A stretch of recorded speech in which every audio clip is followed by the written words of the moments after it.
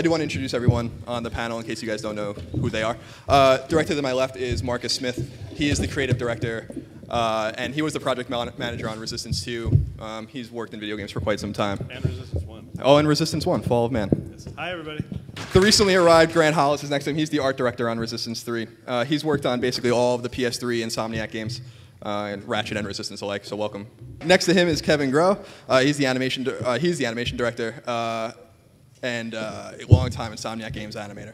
He's worked on Resistance and Fall of Man as well. And then we have two voice actors from Resistance 3, which we're really excited about. Robin Akin-Downs is here. He plays Joseph Capelli. And finally, we have Crispin Freeman, who's another voice actor. He's playing Charlie Tent in Resistance 3. Is this game really more inspired by Fall of Man than Resistance 2? And I think that it definitely harkens back to Resistance 1 a lot, Fall of Man. We really wanted to make it a greatest hits, kind of a best of Resistance 1 and 2. We really wanted to focus on the theme and the story of the game. So bringing back the weapon wheel was all about making sure the players had as much choice as humanly possible. So we want to make sure that you guys can choose which weapon you want to use at any given time, experiment, see how they work together, see what works against certain enemies, what doesn't. So I think it was more we were just trying to make the game that fit Resistance 3. what was it like kind of developing the art for the game and really under the fact that the Chimera had basically won? Yeah, so basically for this game, the Chimera have won, humanity is lost, pretty much, it's the end days. There's not much left. So I wanted to really get that across, or we wanted to get that really across through color, the artwork, the tone, the lighting.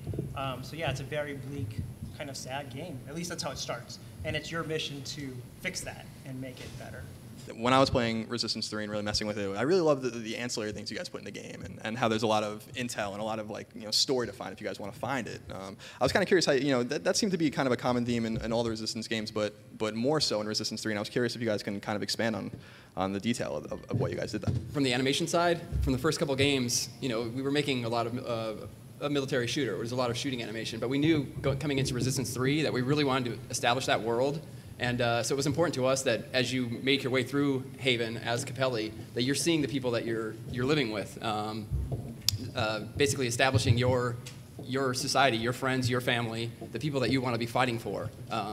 There's not a lot of that in the first two games. I think you can go through a lot and you won't see really anybody that you come across unless they're dead. So it was important to us to establish this story with humanity. How was working on this game? I mean, did this game from more of a voice acting aspect and kind of reading the writing and stuff, did the game feel darker to you when you were working on it, even darker than games past?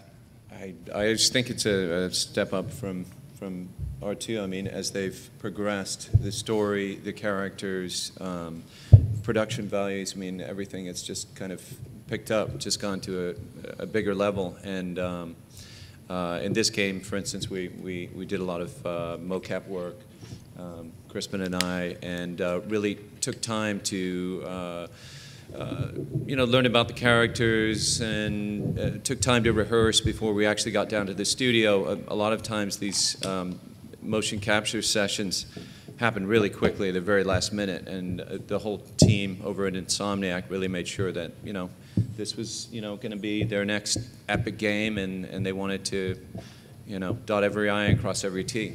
And this idea of having sort of an alternate reality, of having this sort of retelling and having the opportunity to have interaction with the aliens in an altered reality, in an altered timeline, an alternate Earth, is always sort of interesting because it's a great what-if question. How would things have developed around the world if things had gone that way? And I like it when it gets rooted in something that has a historical basis, because then it sort of gives it a veracity that it might not have had if it was just sort of, oh,